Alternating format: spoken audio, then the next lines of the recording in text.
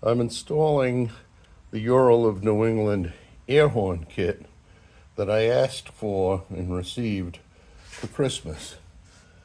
So here is the old horn.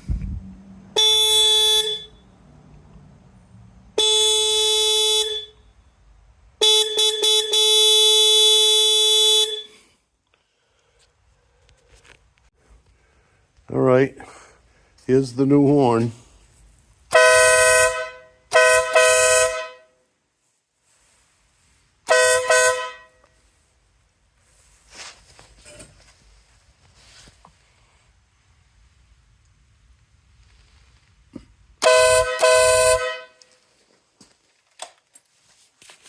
Pretty good.